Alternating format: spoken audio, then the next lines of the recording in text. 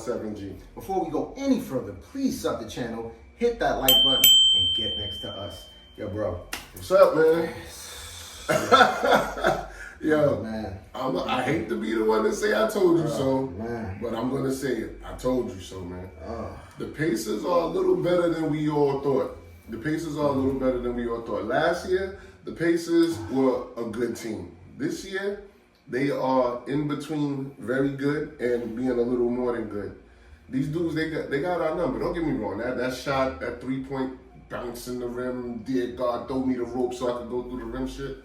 All right, that was what it was. But we never should have let it have got to that point. And then, I mean, our best players are our worst defenders. I mean, you can't get around that. But then here's a jacked up statistic I heard today on the radio, man. They say that when the teams are in the situation we're in on the road, 0-2 in this part of the playoffs, 0-17. Yeah, I heard that. Nobody's ever done it. I heard that. So these dudes are either going to be the miracle makers from the Knickerbockers or whatever the hell, man. I mean, it's disgusting. I mean, let me ask you a question, and this is a question I've been asking everybody. Do you? And you could say both. That's the way to bail out. But who is it more on, the coach or the players? Well, I'm gonna answer your question. I'm gonna answer your question. Right now, I'm so disgusted and so dejected. Meanwhile, my neighbors are playing. You know, they turning up with the reggae music. That's all good. Love is love. But right now, I don't want to turn up. I don't want to party. I don't feel lit right now. I feel listen, to your question, first of all, let me backtrack to what you were saying. Last season, I actually said the Pacers sucked. You know. I remember. And I still, even to this point, I really don't give them that much respect. At the end of the day, they're winning because we don't have a bench. They're winning because they're wearing us down because they're athletic, they're young, they're long, pause. But as far as being the better players, we have the better players. Jalen Brunson, he needs help. He's getting worn down. By the fourth quarter, he's breathing heavy, and I don't want to hear that he's doing too much he's dribbling too much. He's not passing. When he passes or when he sits down, Deuce McBride, our bench player, is not doing what he's supposed to do. Bridges not showing up. And these dudes, I love my team. I love everybody on the team. But we got to be real about our team. When I'm talking to my people and other people about OG, I hear apologists about OG. Oh, OG will be fine. He's this and that. Yes, but I need him fine right now. He hasn't played well since last series. And don't tell me he's a defensive stopper, because in the fourth quarter, Indiana Pacers do not miss shots. So how is he a defensive stopper right now? Right now, he's not playing well. Let's admit that, please. So whose fault is it on? It's on all of our faults. The coach, the players, and really the GM, because really, honestly, the GM, because we didn't provide this team with a bench, with a viable bench to go against the Pacers. And I'm sick because we have championship players. We're supposed to be in a chip. And I'm not saying it's over because we play tonight at 8 o'clock and I'm going to represent our team, right? I'm going to be there. Me too. But I'm sick to my stomach right now, what I'm seeing, because I can't stand Halliburton. I can't stand these players. I respect Halliburton in this sense. He's a great playmaker. Terrific. He's not a prolific scorer, but he's a great playmaker. The other players they have, they're just good, really gritty players. There's no other great players on their team. And Halliburton, to me, is not a great player. He's a great playmaker. That's it. To me, that's all I say. Great playmaker. So what you just did, you broke the puzzle of 7G. You broke my puzzle. I asked you, was it either the players or was it the GM? Coach? And then you said the GM. But then you answered the question before you said it, because you said they have young players, they have athletes, they're more athletic, you said, and then you went into the whole spiel. We're young too, though. Wait. We're young too. All right. Let me give you some rhythm on what I'm talking about now. The reason why I think these guys were number 4 when they finished and we were number 3, it's not about the star power of Cat and Jalen Brunson. I think it's more about there's 2 type of players in the NBA. There's one that's an athlete first and then a basketball player. Then you have a basketball player that can be athletic. Those dudes are athletes that know how to play ball. So when it comes to stamina, when it comes to wearing a team down, when it comes to just going that extra step and being young, low miles on the engine. Those dudes are Corvettes without even touching nowhere near 30 and 20,000 miles. Cat, Jalen, they got some miles on their engines. Jalen is still young.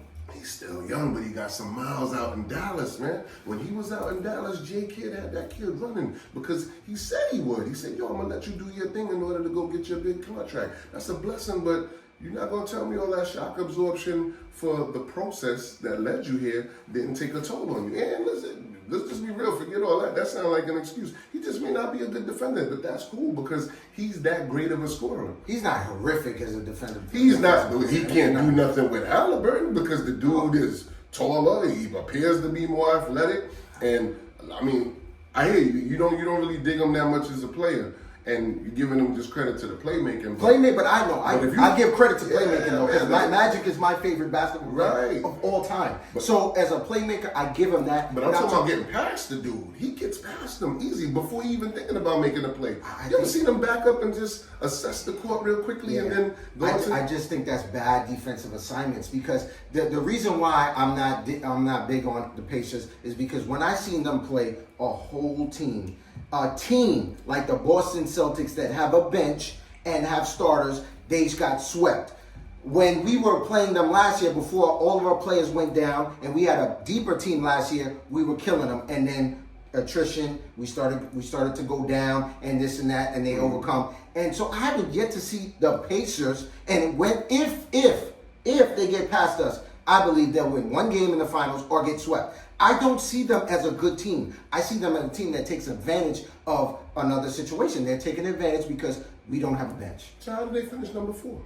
They just took advantage of everybody the whole season? The regular season, to me, doesn't really mean anything in this NBA because the Cavs finished with a ridiculous record. And yes, they got hurt. Again, they got hurt and they played the Cavs and they were able to beat the Cavs because 3 of their starters was out for like 2-3 games. I need to see a signature win from these dudes. I've yet to see a signature win from the Pacers. I can't discredit a regular season like that. I don't even like the way basketball's played anymore, where they do this whole thing where everybody got to become Steph Curry and shooting threes.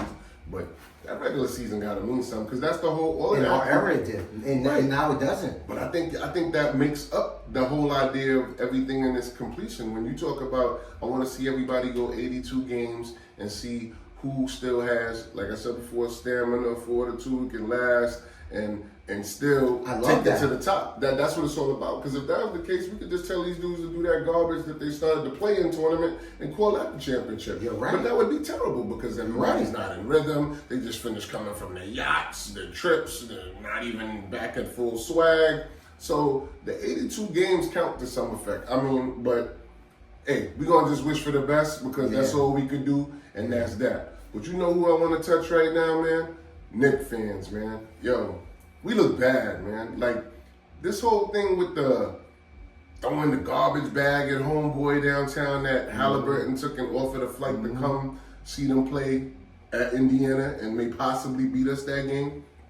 That was shit fuck crazy corny. Yeah. I mean, we can't as a people be saying in these games and putting on the floors in the stadiums in racism and hate, and then when we remove ourselves from being a person and becoming a fan, then we just cold lose it. Like, that's crazy. And especially, not pulling the race card, but especially people who are of the melanin of mine and such, you can't afford to play that game. And you should know better than that. You should know better according to the parades.